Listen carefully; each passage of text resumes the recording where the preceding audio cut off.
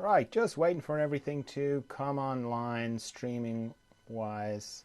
Um, I'm streaming onto Facebook, Instagram, and YouTube, and they don't all, pop up at the same time. So I have to sort of wait for a little bit. We're going to get to the meditation.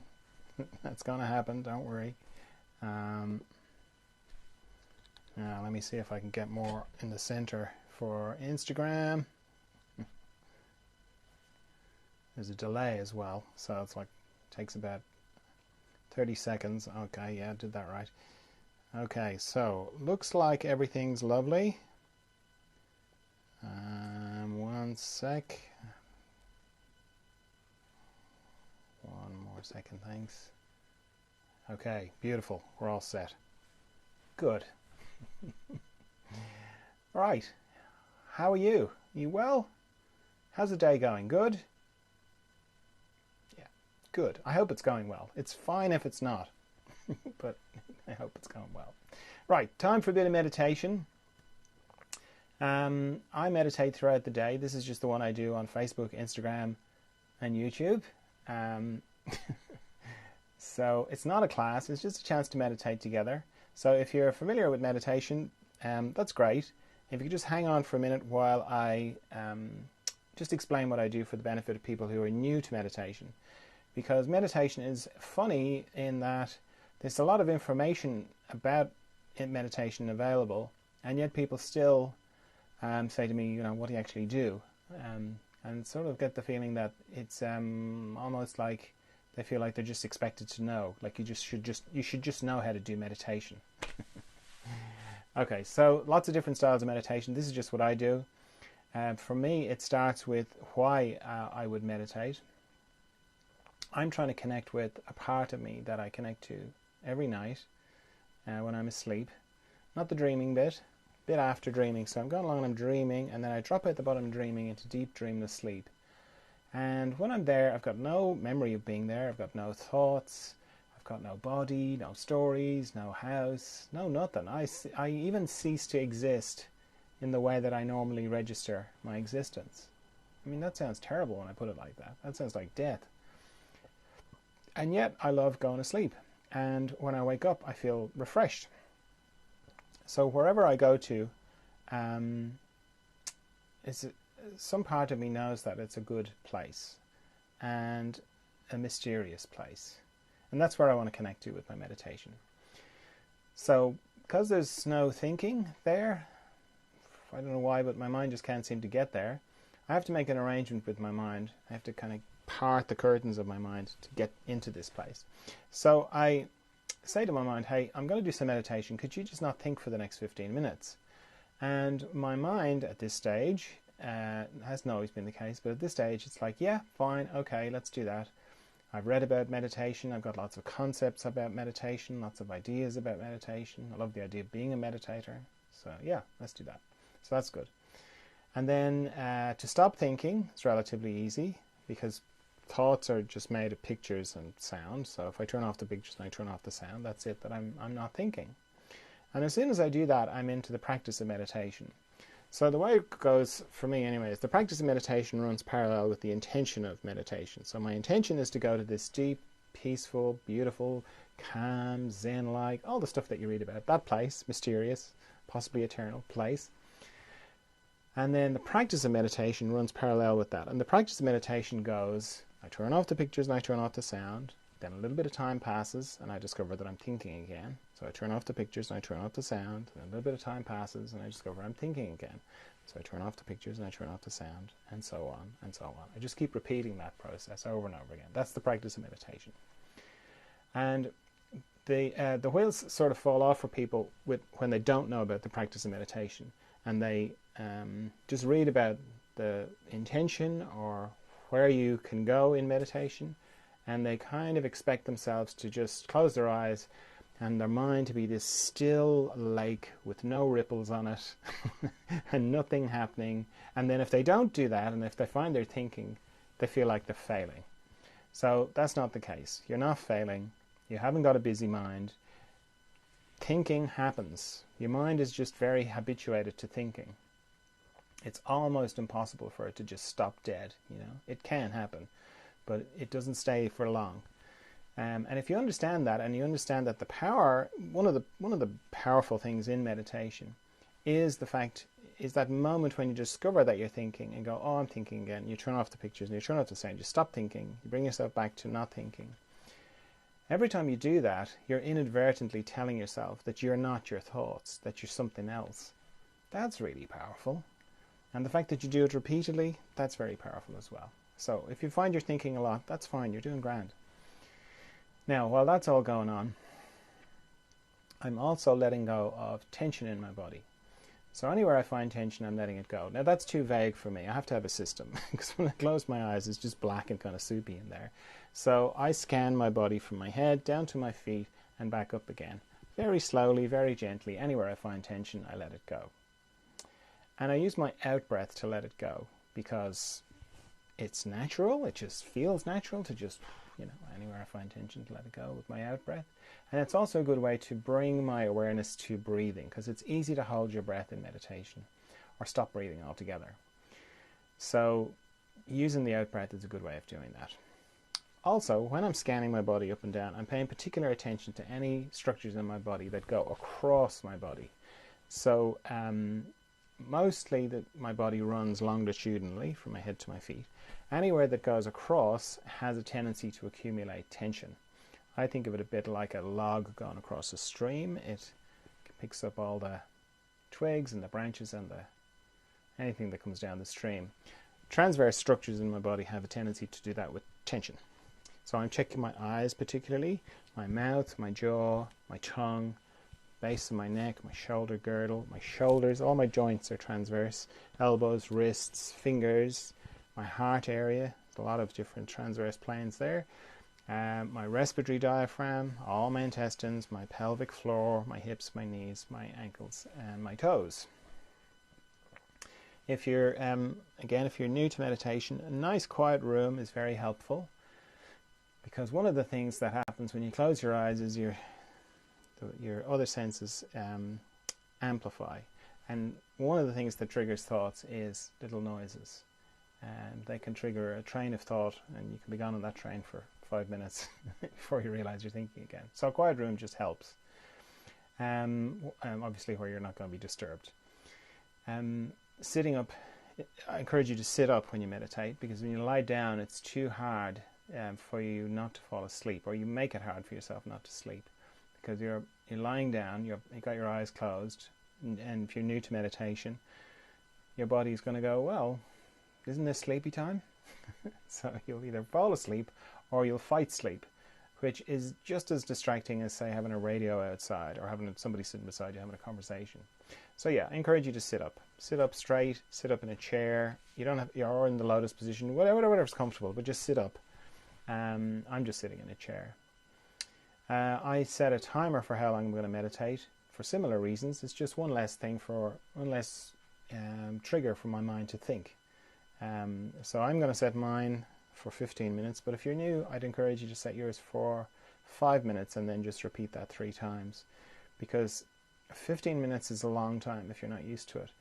And even though you set a timer, around 7 minutes you'll start thinking about it. You'll be like, how long is left to go? And did I actually see that timer starting? I mean, I still think that now, and I've been meditating for 30 years. Did the timer go? Did I actually see the timer start? So yeah, 5 minutes, repeat that 3 times. Okay, so if there are no questions, no, good, great. Off we go into the mystery. Just checking the timer started.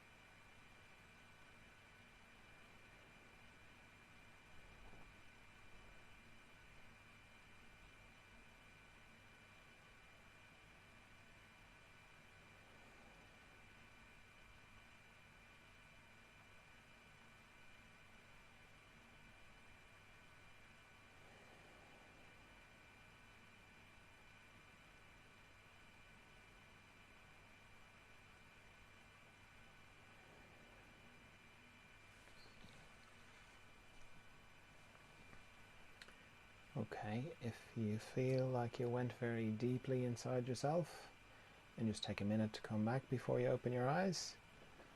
Or if you feel like you can hold the inner space and the outer space at the same time, then just open your eyes.